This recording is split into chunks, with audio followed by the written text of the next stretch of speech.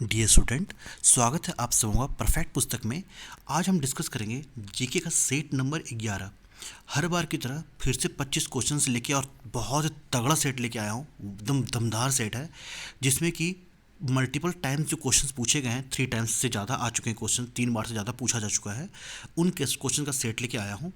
सारे एग्जामिनेशंस के लिए बहुत ही महत्वपूर्ण रहेगा, तो आप वीडियो के अंत तक बने रहिएगा। बिना किसी देर के आता हूँ क्वेश्चन नंबर 1 पे। बहुत अच्छा क्वेश्चन है और ये क्वेश्चन कई बार, मुझे लगता है 5 से 6 बार पूछा गया है। बहुत इंपॉर्टेंट क्वेश्चन है। पेनिसिलिन का आविष्कार किसने किया था? पेनिसिलिन क्या है? ये एक तरह का मेडिसिन है, एंटीबायोटिक है। इसका आविष्कार किसने किया था? ऑप्शन आपके पास 4 दिए गए हैं। Howard Florey, Alexander Fleming, Louis Pasteur और एडवर्ड जेनर। 4 ऑप्शंस दिए गए हैं। आपको जवाब क्या देना है कि पेनिसिलिन जो था उसका आविष्कार किसने किया था? सही जवाब है अलेक्जेंडर फ्लेमिंग।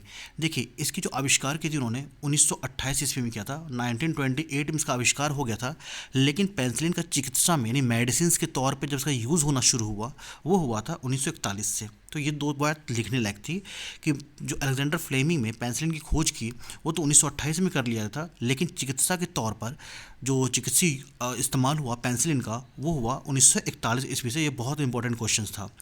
हर बार की तरह जब मैं आप बोलता हूँ कि जब मेरा वीडियो देखा कीजिए तो क्वेश्चन देखने से पहले कॉपी पेन जरूर पास में रखिए। उसमें सेट नंबर वाइज लिख लिया कीजिए, सेट 1, सेट 2, और जो भी पॉइंट्स मैं बताता हूँ। एक तो सारे क्वेश्चंस कोई स्ट्रेट फॉरवर्ड नहीं रहते हैं। जीके के सेट आपको बहुत मिलेंगे, लेकिन जो ला रहा हूँ मैं इसमें स्पेशल ये है कि सेलेक्टेड क्वेश्चंस हैं जो 3 बार से ज़्यादा पूछे जा चुके हैं और एग्जामिनेशन में आगे बहुत चांस है आने के, है ना। तो आप क्या किया कीजिए, कॉपी पेन में सेट वाइज ज़रूर लिखिए, और जो पॉइंट इसके अलावा मैं अलग से बताता हूँ और वो आप देखेंगे कैसा बता रहा हूँ मैं, ठीक है। तो आप उसको नोट डाउन ज़रूर कीजिएगा। चलिए अगले क्वेश्चन पे आते हैं।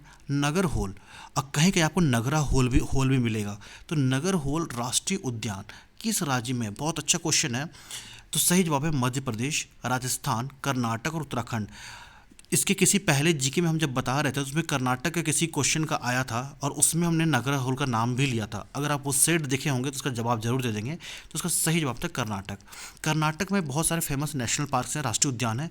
जो एग्ज़ाम में आ चुका है उसका नाम है एक का बन्नेरघट्टा राष्ट्रीय उद्यान। ये एग्ज़ाम में कई बार पूछा जा चुका है। बैंक के भी जो जीके सेक्शन है उसमें भी पूछा गया है ये वाला क्वेश्चन कि बन्नेरघट्टा राष्ट्रीय उद्यान, बन्नेरघट्टा नेशनल पार्क किस राज्य में है? तो है कर्नाटक में। दूसरा है कुद्रेमुख, क्या नाम है? कुद्रेमुख। ये राष्ट्रीय उद्यान भी कहाँ पर है? कर्नाटक में है। तो सही जवाब इसका क्या था? सी। नागरहोल, बन्नेरघट्टा और कुद्रेमुख, ये तीनों का तीनों जो राष्ट्रीय उद्यान है वो कर्नाटक में है। ये तीनों के तीनों बहुत ही फेमस है, बहुत इंपॉर्टेंट है। तीनों का तीनों आप लिख लीजिएगा। अगले क्वेश्चन पे आते हैं। शिव समुद्रम प्रपात किस नदी पर बना है? शिव समुद्रम, ये जलप्रपात बना है वो किस नदी पर बना है? महानदी, कृष्णा, कावेरी और गोदावरी। 4 ऑप्शन दिए गए हैं। अच्छा, एक और चीज़, अगर आपको उसका जवाब पता होता है ना तो आप कमेंट बॉक्स में क्वेश्चन नंबर लिखकर ए, बी, सी या डी आंसर ज़रूर कीजिए, इससे आपका रिवीजन होगा, ठीक है। तो शिव समुद्रम जलप्रपात किस नदी पर बना है? तो इसका सही जवाब क्या होगा? इसका सही जवाब होगा सी, यानी कावेरी।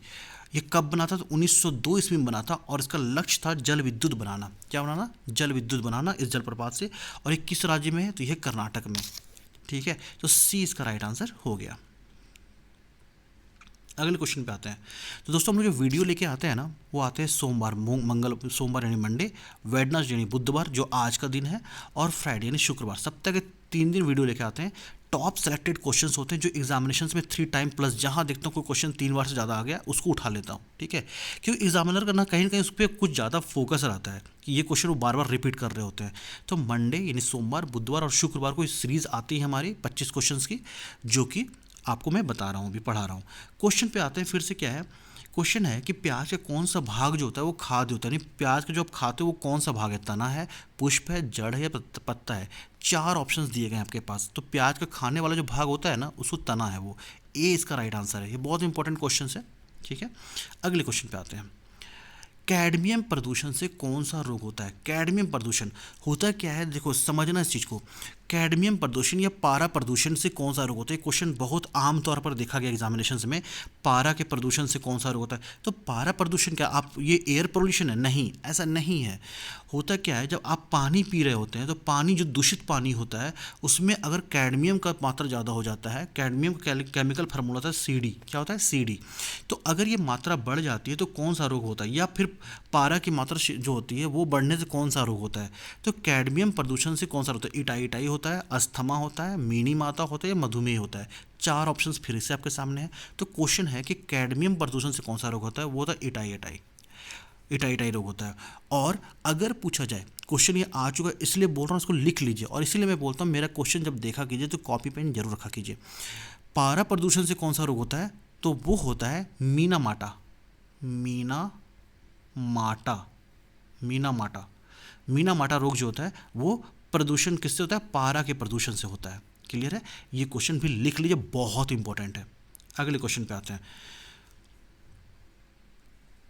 भारत का भ्रमण करने वाला पहला चीनी यात्री कौन था? बहुत अच्छा क्वेश्चन है कि भारत का भ्रमण करने वाला पहला चीनी यात्री कौन था। ये क्वेश्चन कई बार देखा गया और हमने पहले किसी वीडियो में इसके बारे में डिटेल में बताया है। ह्वेनसांग, मार्को पोलो, फाहियान और मेगास्थनीज। सही जवाब क्या है? फाहियान। कब आए थे? ये 5वीं सदी में, 5th सेंचुरी में चंद्रगुप्त द्वितीय के समय आए थे। चंद्रगुप्त द्वितीय के समय आए थे। ये किस धर्म से जुड़े थे?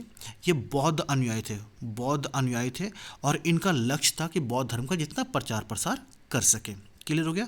तो भारत जो आए थे, भारत का भ्रमण करने वाला पहला चीनी यात्री कहाँ का? और ये क्वेश्चन भी आता है फाहियान किस देश का था? तो चीनी यात्री था, चीन से था। वो किसके शासनकाल में आया? ये भी क्वेश्चन आप देखिएगा बहुत बार आ चुका है। तो ये चंद्रगुप्त द्वितीय काल में आया है। ठीक है? और किस सदी में आया ये तो हमने नहीं पाया, लेकिन हाँ ये जरूर देखा है कि चंद्रगुप्त द्वितीय के समय काल में वो आए थे। ये क्वेश्चन कई बार देखा गया है। तो सी इसका राइट आंसर फिर से था। अगले क्वेश्चन पे आते हैं। किस राज्य की भाषा अंग्रेजी है? मतलब इंग्लिश कौन सी राज्य की भाषा है? केरल, महाराष्ट्र, तमिलनाडु और नागालैंड। सही जवाब क्या होगा? सही जवाब है नागालैंड। नागालैंड की जो भाषा है वो इंग्लिश है। यहाँ पे सारे लोग अंग्रेजी बोलते हैं। डी इसका राइट आंसर हो गया। चलो रुको, अगर आप लोग यहाँ तक आ ही गए हो इसका मतलब आपको मेरा वीडियो में जो क्वेश्चंस हैं बहुत हेल्प करेगा, आप इस उम्मीद से आए हो। तो मैं वीडियो लेके आता हूँ सोमवार, वेडनेसडे और फ्राइडे, यानी बुधवार और शुक्रवार। हमारा टेलीग्राम है परफेक्ट पुस्तक जीके, देख लो, इसको आप लोग जरूर ज्वाइन करो। चैनल को सब्सक्राइब तब कर दो ताकि जो 3 वीडियोस आएंगे इसका नोटिफिकेशन आप लोग चला जाए, और बेल को ऑल नोटिफिकेशन पे दबा देना। ठीक है? ये तो आपको पता ही होगा।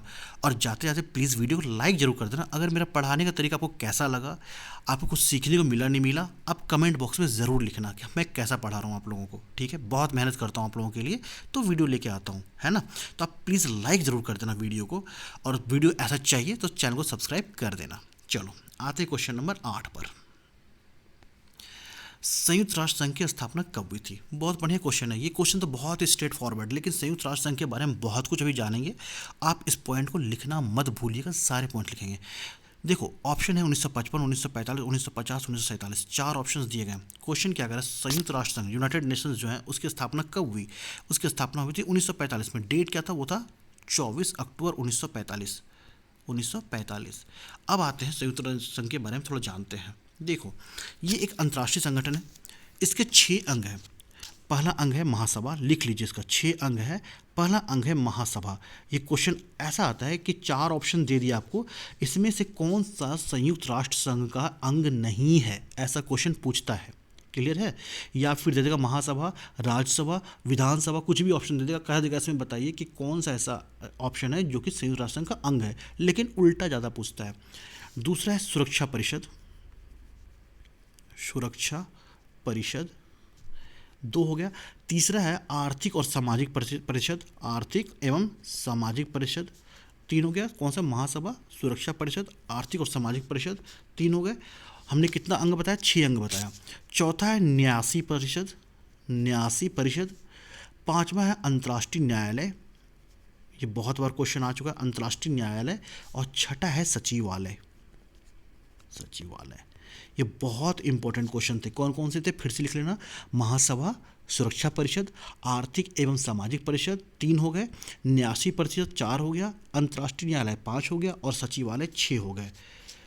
इसमें एक क्वेश्चन और आता है, अंतर्राष्ट्रीय न्यायालय का हेडक्वार्टर कहाँ है? आप कमेंट बॉक्स में बताइएगा, ठीक है, कि अंतर्राष्ट्रीय न्यायालय का हेडक्वार्टर कहाँ है। चलिए, अब संयुक्त राष्ट्र संघ की स्थापना तो 1945 को हो गई, इसका हेडक्वार्टर कहाँ है? तो वो है न्यूयॉर्क। कहाँ पे है? न्यूयॉर्क में इसका हेडक्वार्टर है। एक क्वेश्चन और आता है कि भारत संयुक्त राष्ट्र संघ में शामिल कब हुआ? तो वो हुआ था 30 अक्टूबर 1945 को संयुक्त राष्ट्र संघ में शामिल हो गया था। क्लियर हो गया? तो इस क्वेश्चंस में आपने कितना कुछ जाना कि संयुक्त राष्ट्र संघ की स्थापना कब हुई, भारत कब शामिल हुआ, इसमें कितने अंग हैं, अंग का नाम क्या क्या है, इसका हेडक्वार्टर कहाँ पे है, यही सब क्वेश्चन आता है। चलिए, क्वेश्चन नंबर 9 पे जाते हैं। स्ट्रेट फॉरवर्ड इसलिए कहता हूँ, नहीं पढ़ो, स्ट्रेट फॉरवर्ड पढ़ोगे फंस जाओगे। सलारजंग म्यूजियम कहाँ है? सलारजंग म्यूजियम कहाँ है? मैसूर, बेंगलुरु, हैदराबाद और गोवा। सही जवाब है हैदराबाद, सी। आप कमेंट बॉक्स में ज़रूर बताइएगा हैदराबाद अब किस राज्य का अंग है। क्लियर है? अगले क्वेश्चन पे आते हैं। अभिज्ञान शाकुंतलम के लेखक कौन थे? अभिज्ञान शाकुंतलम के लेखक कौन थे? सूरदास, कालिदास, प्रेमचंद और कबीरदास। 4 ऑप्शन दिए गए, आपको क्या बताना है कि अभिज्ञान शाकुंतलम के लेखक कौन थे? तो सही जवाब है कालिदास, बी इसका राइट आंसर है। अच्छा, कुछ और जानते हैं इनके बारे में। उन्होंने बहुत सारे खंड काव्य लिखा, महाकाव्य लिखा। तो जो लिखा रहा वो था रघुवंशम। रघुवंशम लिखिएगा, इस पॉइंट को, बहुत इंपॉर्टेंट पॉइंट बता रहा हूँ। और कुमार संभवम, कुमार संभवम, ठीक है।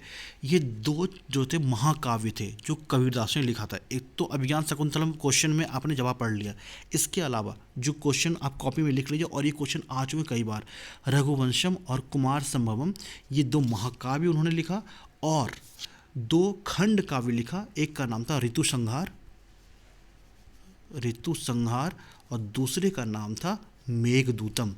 ये क्वेश्चन कई बार आ चुका है, तो बिल्कुल लिख लीजिएगा, ना लिखने की गलती मत कीजिएगा, ठीक है। तो ऋतु संहार और मेघदूतम ये खंड काव्य था, और महाकाव्य था रघुवंशम और कुमार संभव। ये चारों के चारों किसने लिखा था? कालिदास जी ने लिखा था। और अभिज्ञान शकुंतलम भी कालिदास ने लिखा था, बी इसका राइट आंसर हो गया। अगले क्वेश्चन पे आते हैं। भूकंप को किस यंत्र से मापा जाता है? क्वेश्चन बहुत आसान है, बच्चे लोग भी जानते हैं। इसका जवाब क्या होगा? सिस्मोग्राफ हो जाएगा, ए इसका सही जवाब हो जाएगा, है ना। चलिए, अगले क्वेश्चन पे जाएंगे। तो कमेंट बॉक्स में ज़रूर बताना दोस्त कि कैसा मैं बता रहा हूँ आप लोगों को, मेरा पढ़ाने का तरीका आपको कैसा लग रहा है। और करंट अफेयर भी मैं स्टार्ट कर चुका हूँ, पहला सेट आ चुका है, कल फिर दूसरा सेट आएगा जो कि 8 तारीख का करंट अफेयर रहेगा, ठीक है। चलिए, नाथुला दर्रा किस राज्य में स्थित है? नाथुला दर्रा मेघालय, हिमाचल प्रदेश, सिक्किम और उत्तराखंड। तो सही जवाब क्या होगा? सिक्किम। तो देखो, नाथुला दर्रा जो ना भारत और चीन, जो नेपाल तिब्बत है ना, चीन से सटा हुआ है, और चीन का जो व्यापारिक सीमा जो चौकी है ना, वही है नाथुला दर्रा। बड़ा सुंदर जगह है, ठीक है। तो ये है सिक्किम, इसका सही जवाब हो जाएगा। अगले क्वेश्चन पे आते हैं। भारतीय संविधान में पूर्ण रूप से कब लागू किया गया था? देखो, एक होता है कब पारित हुआ, और कब प्रभावी हुआ। ये क्वेश्चन में बहुत फ़र्क होता है। प्रभावी मतलब इम्प्लीमेंट कर दिया गया, पारित हुआ मतलब प्रिंट हो गया, मतलब लिखा गया, सब कुछ हो गया। तो पारित होना मतलब हो गया एक तरफ से, जैसे हमने लिखा, सबने एक्सेप्ट कर लिया, ठीक है। लेकिन इम्प्लीमेंट कब से होगा? वो होता है प्रभावी। तो भारतीय संविधान पूर्ण रूप से कब लागू किया गया? 15 जून 1946, 26 नवंबर 1949, 15 अगस्त 1952 और 26 जनवरी 1950। देखिए, ये ऑप्शन तो ऐसे ही कट गया। 46 में तो इसकी बात नहीं थी, और 52 में देश आज़ादी था। अब ऑप्शन बचा 2, एक ये, ठीक है, बी और डी ऑप्शन बचा। तो जो 26 नवंबर 1949 था ना, ये हुआ था पारित, और 26 जनवरी 1950 जो था, ये हुआ था लागू। क्लियर है? ये क्वेश्चन आता है, तो इसलिए आप इसको लिख लीजिएगा। चलिए, अगले क्वेश्चन पे आते हैं। अच्छा, एक क्वेश्चन और जान लो। संविधान के बारे में, जो भारतीय संविधान है, विश्व का सबसे लंबा, सबसे बड़ा लिखित संविधान। ये क्वेश्चन आ चुका है एग्जाम में, लिखित संविधान। तो विश्व का सबसे लंबा लिखित संविधान है भारतीय संविधान। अगले क्वेश्चन पे आते हैं। मांसपेशियों में किस तत्व के पर्याप्त होने से खिलाड़ी देर तक नहीं थकता? आप देखते हैं जो क्रिकेट खिलाड़ी होते हैं या और भी प्लेयर होते हैं, उनमें कौन सा तत्व पाया जाता है, बहुत लंबे समय तक खेलते नहीं, थकते नहीं हैं? बायोटिन, एमिनो एसिड, ग्लाइकोजन और नियासिन। सही जवाब क्या होगा? सही जवाब होगा सी, ग्लाइकोजन। ये सी इसका राइट आंसर है। जो उनके ये तत्व जो ग्लाइकोजन जो होता है, ये उनमें मांसपेशियों में पर्याप्त मात्रा में होता है, इसलिए वो खेलते रहते हैं और थकते नहीं जल्दी, ठीक है। पोलियो वैक्सीन का आविष्कारक कौन है? पोलियो वैक्सीन का Albert Sabin, doctor Jonas Salk, Edward Jenner और रॉबर्ट कोच, 4 ऑप्शन दिया गया है। और क्वेश्चन क्या कह रहा है कि पोलियो खोज किसने की। अच्छा, पोलियो की खोज तो अल्बर्ट साबिन ने किया था, ए इसका राइट आंसर हो गया। कुछ पॉइंट्स और जानते हैं पोलियो के बारे में। पोलियो का दूसरा नाम है बहुतृषा, बहु बहुतृषा, ये लिख लेना। बहुतृषा इस बीमारी का दूसरा नाम है, पोलियो को बहुतृषा भी बोलते हैं। अगर क्वेश्चन पूछ दिया जाए बहुतृषा वैक्सीन की खोज किसने की थी, तो आप बिल्कुल कंफ्यूज मत हो जाना, पहली बात। तो अल्बर्ट साबिन ने पोलियो वैक्सीन की खोज तो की, लेकिन कब की थी, तो 1961 ईस्वी में की थी। 1961 ईस्वी में की थी, जो आज की डेट में लग रहा है। ये एक रूसी वैज्ञानिक थे, रूस के वैज्ञानिक थे, ठीक है। क्वेश्चन ये भी होता है कि भारत में पोलियो का टीका कब से लगना शुरू हुआ, तो वो था 2 अक्टूबर 1995। ये क्वेश्चन आ चुका है, आप लिख लीजिएगा। और ये भी आता है कि विश्व पोलियो दिवस कब मनाया जाता है, तो वो है 24 अक्टूबर। 24 अक्टूबर को एक्चुअली दो दिन कह सकते हैं, दो दिन मनाया जाता है। एक तो संयुक्त राष्ट्र संघ का स्थापना दिवस 24 अक्टूबर को मनाया जाता है, और दूसरा पोलियो दिवस। ये दोनों पॉइंट आप लिख लीजिए। 24 अक्टूबर को संयुक्त राष्ट्र संघ का स्थापना दिवस, और साथ ही साथ पोलियो यानी बहुतृषा दिवस कब मनाया जाता है, 24 अक्टूबर को मनाया जाता है। चलिए, तो सही जवाब क्या था, ए इसका राइट आंसर था। क्वेश्चन नंबर 16 की बात करते हैं। सपनों का अध्ययन क्या कहलाता है, अनिरोलॉजी, कोलोलॉजी, कैलोलॉजी, माइकोलॉजी और पोमोलॉजी। सपनों का अध्ययन क्या कहलाता है। देखो, चलते नीचे से पढ़ते चलते हैं। जो पोमोलॉजी है, यह है फ्रूट्स का अध्ययन, फ्रूट्स और उसका जो ग्रोथ होता है वो होता है पोमोलॉजी। जो माइकोलॉजी है वो फंगस का अध्ययन या फंगी का अध्ययन को, कोई भी लॉजी जो होता है ना, लॉजी अध्ययन को लॉजी बोलते हैं। साइंटिफिक जो अध्ययन होता है, वैज्ञानिक अध्ययन जो होता है, उसको हम लोग लॉजी बोलते हैं, ठीक है। तीसरा होता है कैलोलॉजी। कैलोलॉजी क्या होता है, ये होता है सुंदरता यानी ब्यूटी का अध्ययन, किसी सुंदरता का अध्ययन को कैलोलॉजी बोलते हैं। और जो ऑर्निनोलॉजी है, इसी को बोलते हैं सपनों का अध्ययन। सपनों के वैज्ञानिक अध्ययन क्या बोलते हैं, ऑर्निनोलॉजी। ए इसका राइट आंसर हो गया, आप लिख लीजिएगा इसको। अगले क्वेश्चन पे आते हैं। वंदे मातरम के रचयिता कौन है, बहुत बढ़िया क्वेश्चन। विश्वभूति बंदोपाध्याय, रविन्द्रनाथ टैगोर, बंकिम चंद्र चटर्जी, और इनमें से कोई नहीं। सही जवाब बंकिम चंद्र चटर्जी है, सी इसका राइट आंसर है। और किस भाषा में लिखा, तो संस्कृत में लिखा था। ये क्वेश्चन आ चुका है कि वंदे मातरम को किस भाषा में लिखा गया था, तो संस्कृत में लिखा गया था। एक क्वेश्चन और आया है कि सबसे पहले कब गाया गया था, तो 27 दिसंबर 1911 को। कहाँ गया था, कोलकाता में। कब, जब भारतीय राष्ट्रीय कांग्रेस का अधिवेशन हो रहा था, तो उसमें सबसे पहले गाया गया था। ये क्वेश्चन आ चुका है कई बार कि भारतीय राष्ट्रीय कांग्रेस का जब अधिवेशन हो रहा था, ठीक है, उसी समय 1911 में 27 दिसंबर को गाया गया था। चलो, अगले क्वेश्चन पे आते हैं। चिदम्बरम पुस्तक के रचयिता कौन है। चिदम्बरा, महादेव वर्मा, सुमित्रानंदन पंत, प्रेमचंद्र और रामधारी सिंह दिनकर। चिदम्बरा पुस्तक के लेखक तो है सुमित्रानंदन पंत, बी इसका राइट आंसर हो जाएगा। क्वेश्चन नंबर 18 पे आते हैं। आप कमेंट बॉक्स में ज़रूर बताना यार कि कैसा लगा आपको वीडियो को पढ़ के। और अगला जो आएगा, कुछ अगर स्पेशल टॉपिक पे, जैसे मान लो वो संविधान के बारे में जानना हो, या किसी एक पर्टिकुलर टॉपिक के बारे में जानना हो, इस तरह से अच्छे अच्छे पॉइंट्स, तो आप कमेंट बॉक्स में ज़रूर बताना। मैं ज़रूर कोशिश करूँगा बेहतर से बेहतर आप तक कंटेंट लाने का। उकाई जल परियोजना किस नदी पर है, ताप्ती, गोदावरी, ब्रह्मपुत्र और जमुना। सही जवाब है ताप्ती। और ताप्ती कहीं कहीं आप तापी नदी पढ़ेंगे, जो बिल्कुल कन्फ्यूज़न होने की ज़रूरत नहीं है, दोनों एक ही है। और ये किस राज्य में है, तो ये गुजरात में है, ठीक है। उकाई जल परियोजना किस राज्य में, तापी में, गुजरात में ताप्ती नदी पर है। अगले क्वेश्चन पे आते हैं। राज्यसभा के लिए नामित प्रथम फिल्म अभिनेत्री कौन थी। राज्यसभा के लिए नामित प्रथम, मतलब वो एक्ट्रेस, वो अभिनेत्री जो राज्यसभा के लिए सबसे पहले नामित हुई थी। जया बच्चन, नरगिस दत्त, हेमा मालिनी, जयललिता। जयललिता तो एक्ट्रेस था ही नहीं, ठीक है। सही जवाब है नरगिस दत्त, बी। विश्व एवं एशिया का छत किसे कहा जाता है। बहुत क्वेश्चन कॉमन है कि विश्व का छत या एशिया का छत किसे बोलते हैं। लोएस पठार, तिब्बत का पठार, पामीर का पठार तो सब लोग जानते हैं, बच्चा बच्चा इसको जानते हैं, तो सी इसका राइट आंसर हो गया। क्वेश्चन नंबर 22 की बात करते हैं। भारत का पहला कंप्यूटरीकृत आरक्षण केंद्र कहाँ शुरू हुआ था, जहाँ पे कंप्यूटर से रिजर्वेशन होता था। न्यू दिल्ली, कोलकाता, मुंबई, अहमदाबाद। यानी जो आज के डेट में रिजर्वेशन था वो कंप्यूटर से होता है ना। तो सबसे पहले शुरुआत कहाँ की थी, बहुत अच्छा क्वेश्चन है। तो ये 1984 ईस्वी में स्टार्ट किया गया था, 1984 में हुआ था न्यू दिल्ली, सबसे पहले नई दिल्ली में हुआ था। ए इसका राइट आंसर हो जाता है ना। चलिए, क्वेश्चन नंबर 23 की बात करते हैं हम। पुष्पहीन पादपों को क्या कहते हैं। पुष्पहीन पादपों क्या कहते हैं, मालवेसी, थैलोफाइट्स, क्रेप्टोगैम और इनमें से कोई नहीं। सही जवाब है क्रेप्टोगैम, सी इसका राइट आंसर हो जाएगा। पुष्पहीन पादपों को क्रेप्टोगैम कहते हैं। और आज की वीडियो को सेकंड लास्ट क्वेश्चन पे आते हैं। बहुत ही आसान, बहुत ही सिंपल क्वेश्चन कि विश्व मजदूर दिवस कब मनाया जाता है?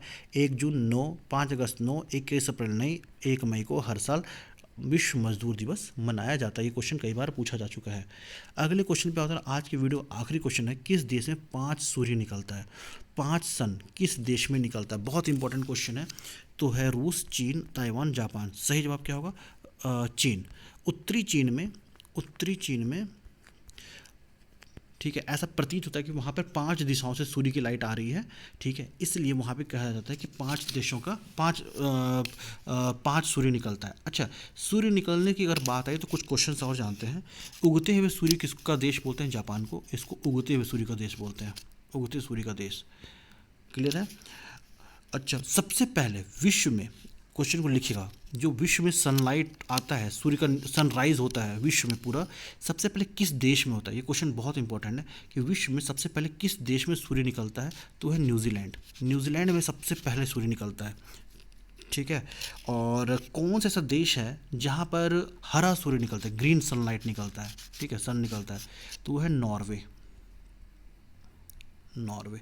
आपके लिए एक टास्क है, आप कमेंट बॉक्स में बताइएगा कि कौन सा ऐसा जगह है जहाँ पर 6 महीने दिन रहता है और 6 महीने रात रहता है। ये क्वेश्चन कहाँ पर, आप इसका जवाब कोशिश कीजिए, गूगल करके तो लास्ट में देख ही लीजिएगा, लेकिन कोशिश कीजिए खुद से बताने का कौन सा ऐसा जगह है, कोई देश है, कोई महादेश है, जो कुछ भी है, वहाँ पर कोई राज्य है, कोई जिला, जो भी है, 6 महीने दिन रहता है, 6 महीने रात रहता है। वो कौन सा ऐसा जगह है, आप कमेंट बॉक्स में ज़रूर बताइएगा। तो उम्मीद करता हूँ आज का वीडियो आपको अच्छा लगा होगा। फिर से मिलेंगे कल के अगले वीडियो में। अगला वीडियो कब आएगा? जैसा हमने बताया कि मंडे को, वेडनेसडे को और फ्राइडे को, यानी सोम, बुध और शुक्रवार 3 दिन वीडियो आता है। 25-25 क्वेश्चन का सेट होता है और बहुत ही इंपॉर्टेंट क्वेश्चन के सेट होते हैं, है ना, और सारे एग्जामिनेशन में पूछे गए होते हैं। आगे भी एग्जामिनेशंस में बहुत चांस है आने के, तो चैनल को सब्सक्राइब करना ना भूलें परफेक्ट पुस्तक को, और लाइक ज़रूर करें, दोस्तों शेयर ज़रूर करें, आपके जितने फ्रेंड्स हैं उनके लिए। आप कोशिश कीजिए आप भी कुछ उनको एक अच्छा जीके का जो है क्वेश्चंस उनको मिल सके, उनकी तैयारी भी अच्छी हो सके। तो मिलते हैं फिर कल आएगा, आपको करंट अफेयर आने वाला है, रोज़ करंट अफेयर आ रहा है, फिर कुछ सेलेक्टेड 8-10 क्वेश्चंस होंगे जो बहुत इंपॉर्टेंट क्वेश्चंस हैं। तो मिलते हैं अगले वीडियो में फिर फ्राइडे को जीके सेट लेकर।